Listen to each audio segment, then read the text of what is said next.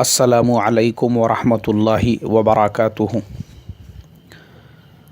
मोहतरम भाइयों, बुज़ुर्गों, दोस्तों,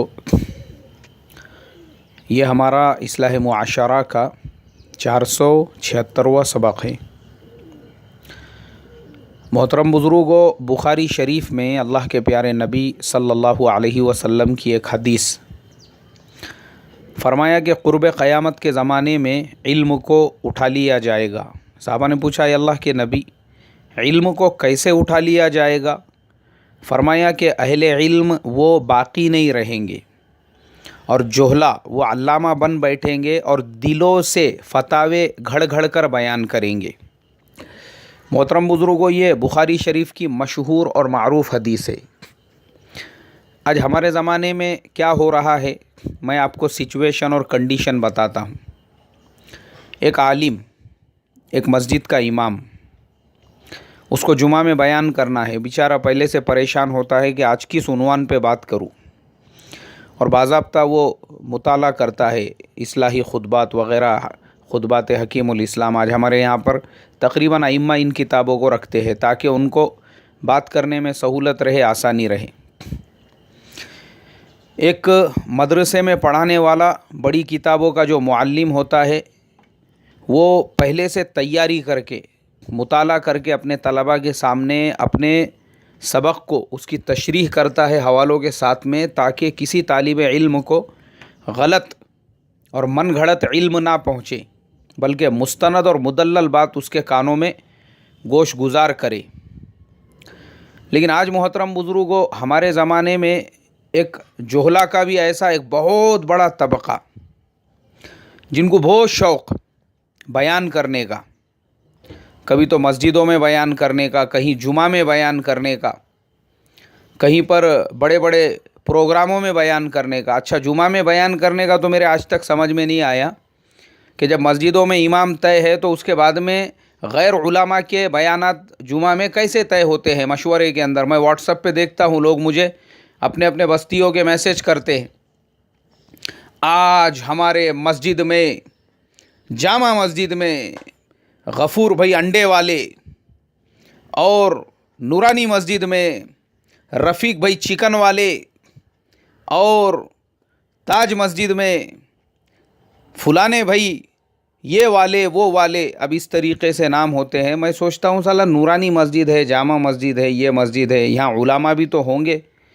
मैंने एक मरतबा तहक़ीक़ात भी किया तो एक साहब ने मुझे कहा, नहीं, हमारे यहाँ पे मशवरे से तय होता है किस मस्जिद में कौन बयान करे। इन्ना लिल्लाहि व इन्ना इलैहि राजिऊन।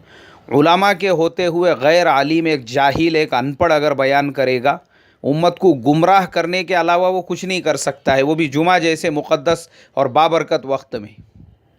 अरे एक आलिम है, जब उस मस्जिद में इमाम ख़तीब मौजूद है, और आज हो यही रहा है, हम लोगों को पता ही नहीं है, चुप ज़बरदस्ती का बातों में गुलू करना, मुबालगा, आराई करना, बग़ैर मुताले के बातें घड़ घड़ के बयान करना उम्मत के सामने, और उम्मत को गुमराह करना है।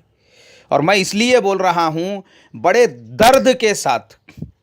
मुझे भावनगर से, वहाँ के बड़े आलिम है, मुफ्ती हिदायतुल्लाह साहब, उन्होंने मैसेज किया और कहा, मौलाना साहब आप मुझे बताइए कि कुरान और हदीस के अंदर दिल से जो तशरीहात है वो घड़ना कैसा है। मैंने कहा क्यों?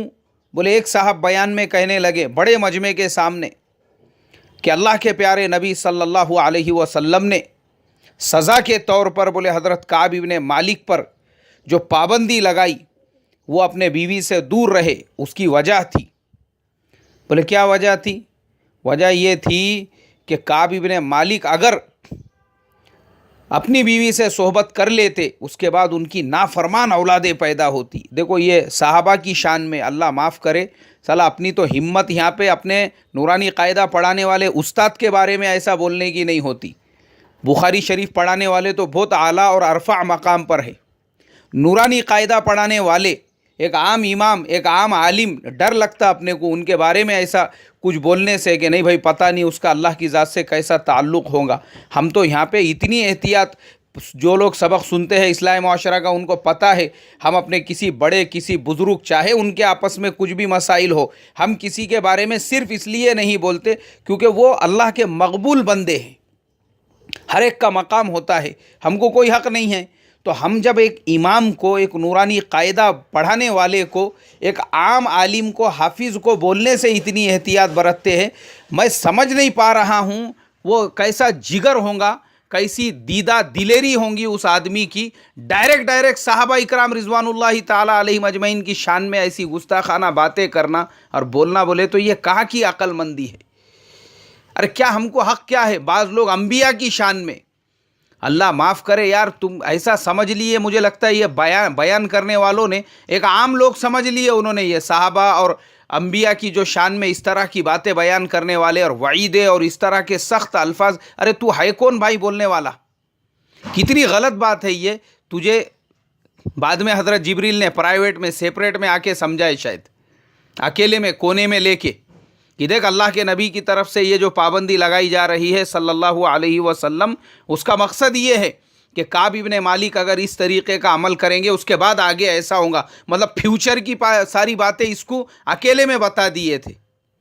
ارے کائے کے واسطے اپنے بیان میں نمک مرچی لگانے کا اور اپنے بیان کے اندر جو ہے اس کو فیمس اور پاپولر کرنے کے لیے اس طرح کی عجیب باتیں بیان کرنے کا، سادی سرل سیدھی باتیں بیان کرو نا بھائی۔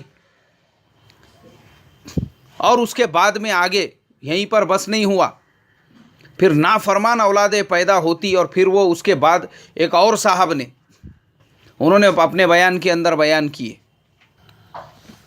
بولے کوئی آدمی اگر دکھاوے کے لیے تہجد کی نماز بھی پڑھتا ہے اس کو منہ کے بل گھسیٹ کے جہنم میں پھینک دیا جائے گا۔ ارے کائے کو امت کو یار اتنی سخت وعیدیں اور ایسی باتیں بتانے کا؟ ارے نارمل چیزیں بتاؤ نا، پھر وہ تہجد پڑھنے والا وہ بولیں گا یار دل میں تو سالا خیال پیدا ہوتا ہی ہے کہ مجھے یہ دیکھ رہا ہے وہ دیکھ رہا ہے، یہ نارمل چیز ہے۔ یہ وہ بات الگ ہے کہ آپ اپنے دل کے خیال میں یہ خیال پیدا کریں کہ بھائی مجھے اللہ کے لیے کرنا ہے، لیکن خیال تو آتے ہی ہے۔ اب وہ خیالات جن کے دلوں میں آتے ہیں وہ بیچاروں کو اتنا ڈیپ پتہ نہیں ہوتا ہے کہ اس طریقے کا اگر خیال دل میں آئے تو فوراً یہ خیال لانا چاہیے کہ نہیں بھائی میں تو اللہ کے لیے کر رہا ہوں۔ ایک عام آدمی، ایک بیچارہ بھولا بھالا سیدھا سادہ گاؤں کا آدمی تو یہ سوچیں گا یار اپنے دل میں تو خیال آتا ہی ہے کہ میں تہجد پڑھ رہا ہوں تو میری بیوی دیکھ رہی ہے اور میرے گھر کے لوگ دیکھ رہے ہیں، اگر وہ گھر میں تہجد پڑھ رہا ہے یا تنہائی میں بھی اگر وہ پڑھ رہا ہے وہ بیچارہ، تو اس کے دل میں کچھ نہ کچھ اگر اس طرح کی بات آ رہی ہے تو یہ تہجد سے روکنا ہے امت کو۔ ہم امت کو ترغیب کیوں نہیں دے سکتے؟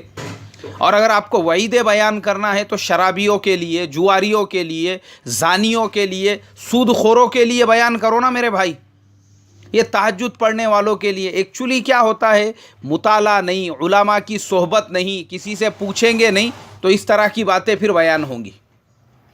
اور مجھے اس لیے درد کے ساتھ میں کہنا پڑ رہا ہے، ارے تفاسیر اٹھا کر دیکھو، وہ جو قرآن پاک میں بھی اللہ تبارک و تعالیٰ نے جو فرمایا ہے، ارأیت الذی یکذب بالدین فذلک الذی یدع الیتیم ولا یحض علی طعام المسکین فویل للمصلین الذین هم عن صلاتهم ساہون الذین هم یراؤون۔ یہ کس کے بارے میں ہے؟ یہ تمہارے میرے جیسے نماز پڑھنے والوں کے بارے میں نہیں ہے۔ یہ پہلے پڑھتے جاؤ، اس کی تفسیر پڑھو۔ ہمارے مفسرین کو اللہ جزائے خیر عطا فرمائے، 3,000 جلدوں میں تفسیر خالی انہوں نے الماریوں کے اندر سجانے کے لیے نہیں رکھی۔ یہ تفاسیر پڑھو۔ اللہ کے نبی صلی اللہ علیہ وسلم کے زمانے میں جو منافقین اللہ کے نبی صلی اللہ علیہ وسلم کے مسجد میں نمازوں میں شامل ہوتے تھے، یہ ان کے بارے میں نازل ہوا ہے، یہ ہمارے لیے نہیں ہے، یہ ان کے لیے ہے۔ یہ باتیں مسلمانوں کو معلوم ہونا چاہیے، پتہ ہونا چاہیے، معلوم ہی نہیں ہے ہم کو، اب اتنی بڑی وعید بیان کر دی ہے۔